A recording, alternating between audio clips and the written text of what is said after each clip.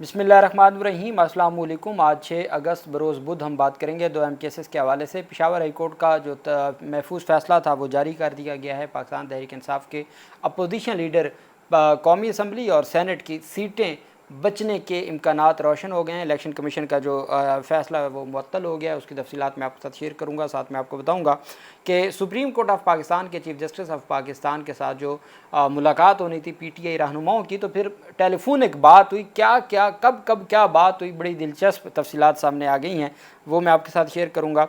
सबसे पहले मैं आपको बताता चलूँ कि आज फैज़ाबाद एहतजाज केस में वज़ीर आला पाकिस्तान तहरीक इंसाफ के जो खैबर पख्तूनख्वा के अली अमीन गंडापुर, उनके और बाकी पाकिस्तान तहरीक इंसाफ के रहनुमाओं के ख़िलाफ़ केस की समाअत थी।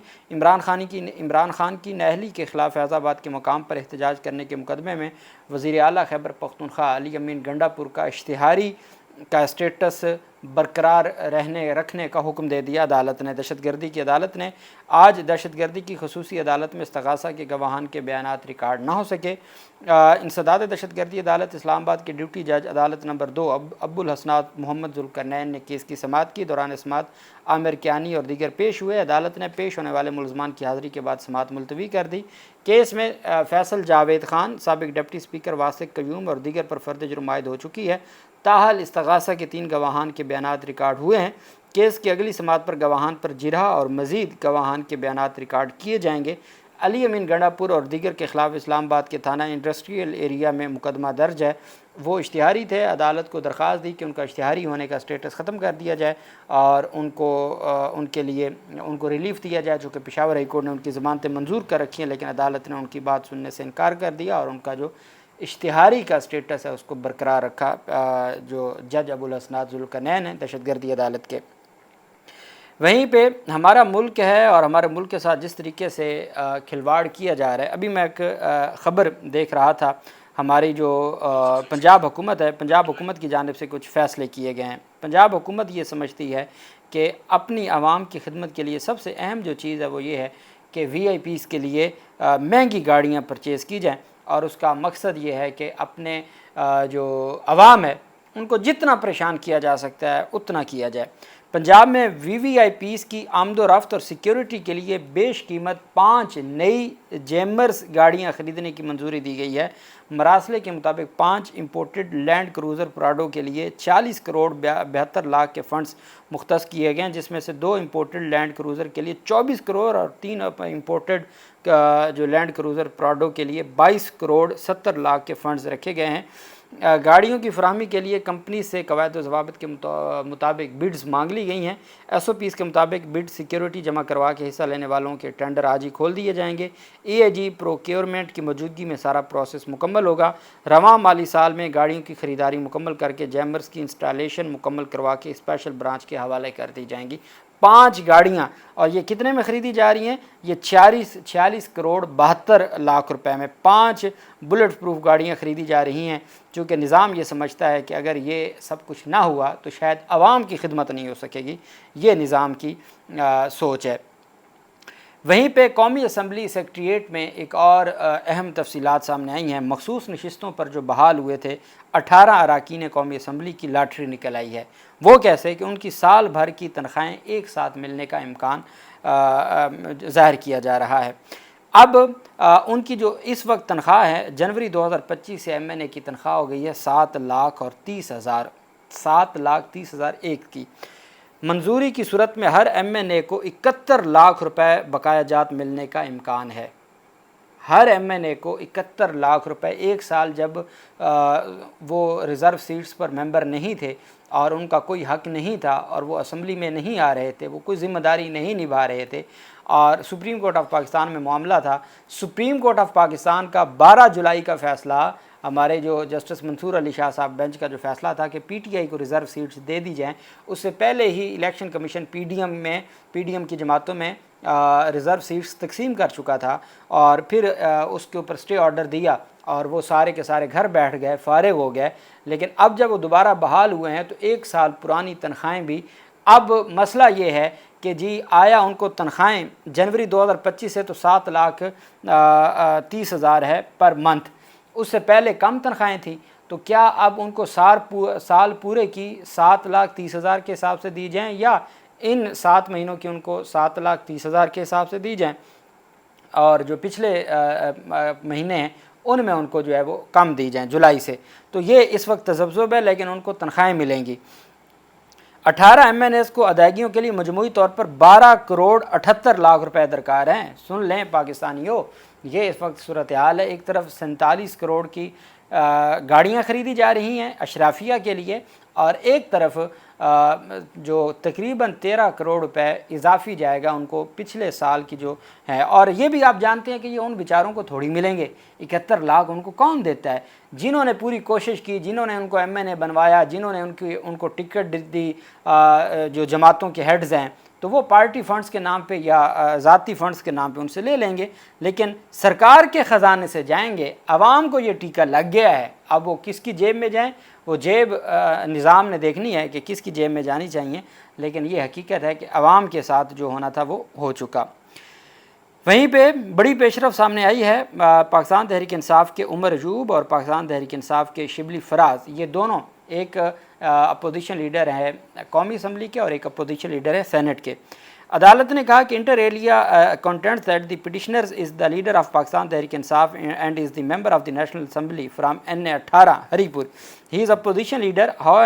however he along with others was charged in FIR's number, آگے FIR's کا نمبر ہے، اور اس میں جو ہے وہ ان کو سزا دی گئی عدالت کی جانب سے، اور ان کو جو ہے وہ 10 سال کی سزا دی. 31 جولائی 2025 کو یہ پشاور ہائی کورٹ اپنے فیصلے میں تحریر کہہ رہی ہے. عدالت کہتی ہے since at the time of announcement of the judgment by the anti terrorism court the petitioner was not present before the court.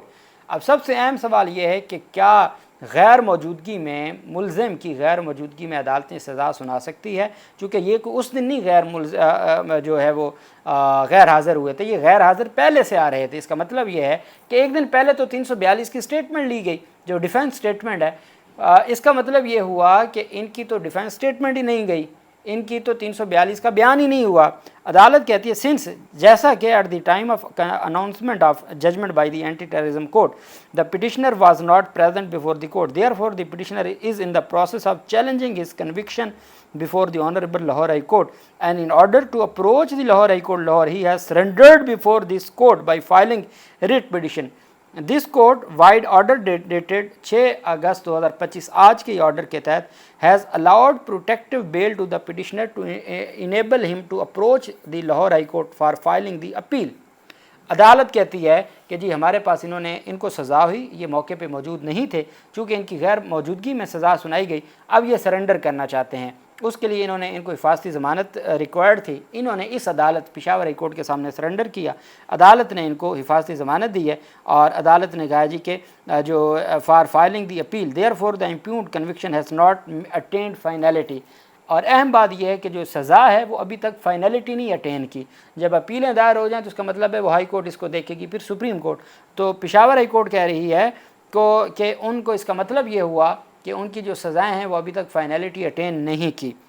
The Election Commission of Pakistan, without affording opportunity of hearing to the petitioner and without waiting for the outcome of appeal which the petitioner would file before the Lahore High Court Lahore, has passed the impugned notification dated 5 August 2025 کہ election Commission of Pakistan نے نہ ہی اس پوری جو نااہلی کی کارروائی ہے اس میں درخواست گزار کو سنا، نہ سماعت کی، نہ ان کو بلایا، نہ ان کی غیر موجودگی میں ان کو ڈیو پروسیس نہ دیا، نہ ہی جو آؤٹ کم تھا ان کی اپیلوں کے فیصلوں کا اس کا انتظار کیا کہ اب وہ جو اپیلیں دائر کرنے جا رہے ہیں ہائی کورٹ میں وہ سزائیں برقرار رہتی ہیں یا وہ کالعدم ہو جاتی ہیں. تو الیکشن کمیشن آف پاکستان نے تیزی کے ساتھ ان کو نااہل قرار دے دیا بغیر ان کو سنے. Has passed the impugned notification dated 5 August 2025 whereby he was declared disqualified under article 63(1) of the constitution from his constituency. اس کو ان کے حلقے سے آرٹیکل 63(1) کے تحت نااہل قرار دیا گیا. In view of the metre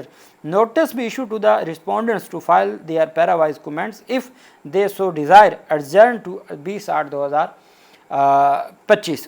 20 اگست کے لیے ان درخواستوں کو بھی انہوں نے، جو پہلے عبداللطیف چترالی کی درخواست تھی، عمر ایوب کی اور شبلی فراز کی بھی جو درخواستیں ہیں وہ 20 اگست کے لیے نوٹس جاری کر کے notice in the meanwhile the Election Commission of Pakistan shall not undertake any further process pursuant to the notification dated 5/8/2025.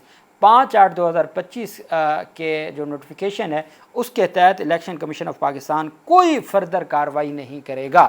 مطلب یہ ہے کہ نہ تو ان کو اپوزیشن لیڈر کے عہدے سے ہٹایا جا سکتا ہے چونکہ وہ نوٹیفیکیشن معطل ہو گیا، نہ ہی ضمنی الیکشن کا شیڈول جاری کیا جا سکتا ہے، نہ ہی کوئی اور کارروائی کی جا سکتی ہے۔ یہ واضح کر دیا ہے پشاور ہائی کورٹ کی جانب سے۔ اپوزیشن لیڈر قومی اسمبلی اور اپوزیشن لیڈر سینٹ دونوں کی حد تک جو ہے وہ عدالت کی جانب سے یہ فیصلہ سامنے آیا ہے، اور یہ اتنا اہم فیصلہ ہے کہ جو پاکستان تحریک انصاف کے لیے ایک بلیسنگ ہے۔ وہیں پہ آپ جانتے ہیں کہ جب پاکستان تحریک انصاف کے رہنماؤں کو سزا سنانی تھی، جمعرات کے دن ان کو سزا سنائی گئی، بدھ کے دن رابطہ کیا، چونکہ اپوزیشن لیڈر پنجاب اسمبلی نے، اپوزیشن لیڈر سینٹ نے، اپوزیشن لیڈر قومی اسمبلی نے ان کو خطوط لکھے اور کہا کہ جو 9 مئی کا جو ٹرائل ہے جس طریقے سے کیا جا رہا ہے، انصاف کی دھجیاں اڑائی جا رہی ہیں، اور انہوں نے پھر ریزننگ بھی دی تھی، پوائنٹس وائز انہوں نے خطوط لکھے تھے۔ اس پر اپوزیشن لیڈر قومی اسمبلی سے رابطہ کیا سپریم کورٹ نے کہ جی چیف جسٹس صاحب آپ سے ملاقات کرنا چاہتے ہیں۔ اب اس ملاقات کا احوال اور جو آپس میں گفتگو ہوئی ہے، آج کیپٹل ٹاک جو حامد میر کے پروگرام میں عمر ایوب نے خود بتا دیا ہے، کہتے ہیں کہ بدھ کے دن جمعرات کو ان کو سزا ہوئی ہے، بدھ کے دن صبح 11:13 پہ چیف جسٹس آف پاکستان سے میری بات ہوئی۔ اب وہ کہہ رہے ہیں میری direct chief justice of Pakistan سے بات ہوئی بدھ والے دن 11:13 پہ۔ اچھا، کہتے ہیں میری بات ہوئی چیف جسٹس آف پاکستان سے ڈائریکٹ، اور انہوں نے کہا کہ 2 بجے سپریم کورٹ آ جائیں۔ اسی دن بدھ والے دن انہوں نے کہا کہ 2 بجے سپریم کورٹ آف پاکستان اسلام آباد آ جائیں۔ کہتے ہیں میں نے کہا جی جناب والا میرے تو جگہ جگہ وارنٹ گرفتاری نکلے ہوئے ہیں، آپ مجھے تحفظ فراہم نہیں کر سکیں گے، اس لیے میں وہاں نہیں آ سکتا۔ عمر ایوب کہہ رہے ہیں کہ چیف جسٹس صاحب نے کہا کہ آپ بدھ والے دن انہوں نے مجھے کال کی 11:13 پہ، مجھے کہا کہ جی آپ 2 بجے سپریم کورٹ آ جائیں۔ میں نے کہا جی میرے جگہ جگہ وارنٹ گرفتاری ہیں، میں نہیں آ سکتا، آپ مجھے تحفظ فراہم نہیں کر سکیں گے۔ عمر ایوب کہتے ہیں کہ اس لیے میں وہاں نہیں آ سکتا۔ 11:43 پہ مجھے کال آئی، پہلے 11:13 پہ آئی کہ آپ 2 بجے آ جائیں۔ میں نے کہا جی آپ مجھے تحفظ فراہم نہیں کر سکیں گے، اور آگے بھی نظام نے نہیں کہا کہ نہیں آپ کو تحفظ دیں گے، انہوں نے بھی کہا چلیں ہاں یہ تو بات ٹھیک ہے۔ انہوں نے اگلی بات کی کہ پھر میں جمعہ کے روز پشاور میں ملاقات ہوگی، پھر جمعرات مجھے 2 بجے سزا سنا دی گئی۔ کہتے ہیں چیف جسٹس صاحب نے کہا جی کہ چلیں جمعے والے دن میں نے پشاور آنا ہے، وہاں ملاقات کر لیں گے۔ کہتے جمعرات کو دن 2 بجے مجھے سزا سنا دی گئی، پھر میں نے چیف جسٹس آف پاکستان کو میسج کیا کہ اب میں جو آپ سے انصاف مانگ رہا تھا پی ٹی آئی کے لیے اور پی ٹی آئی کے لوگوں کے لیے کہ جو ان کو فیئر ٹرائل نہیں دیا جا رہا، میں جو آپ سے انصاف مانگ رہا تھا نا، اس کے اوپر حضور والا مجھے انصاف کیا ملنا تھا، مجھے سزا ہو گئی ہے۔ کہتے ہیں میں جمعرات والے دن ہی میں نے آپ کے سامنے بات کی، اور جمعرات والے دن ہی میں نے آپ کے سامنے میسج کیا کہ جناب والا مجھے ہو گئی ہے سزا۔ پھر میں نے ان چیف جسٹس کو میسج کیا کہ اب سزا سنا دی گئی ہے، اس لیے ملاقات مناسب نہیں ہوگی۔ آگے سے چیف جسٹس آف پاکستان کہتے ہیں اوکے۔ یہ عمر ایوب بتا رہے ہیں کہ مجھے جمعے والے دن ہماری ملاقات ہونی تھی، جمعرات کو میں نے چیف جسٹس صاحب کو کہا جناب والا مجھے تو اب مناسب نہیں ہے ملاقات کرنا چونکہ مجھے تو سزا سنا دی گئی ہے۔ آگے چیف جسٹس آف پاکستان نے کہا کہ اوکے۔ اس کے اوپر وہ ہمارے صحافی ہیں حسنات ملک صاحب، وہ کہتے ہیں شکر کریں چیف جسٹس آف پاکستان نے یہ نہیں کہا کہ دیکھا عدالتیں کام کر رہی ہیں، عدالتیں دن رات کام کر رہی ہیں۔ اور یہ عمر ایوب کے ساتھ جو ملاقات تھی اور جو ملاقات کا احوال تھا وہ خود انہوں نے اپنی زبانی بتا دی ہے۔ اللہ پاک پاکستان کا حامی و ناصر ہو۔ بہت شکریہ، اللہ حافظ، پاکستان زندہ باد۔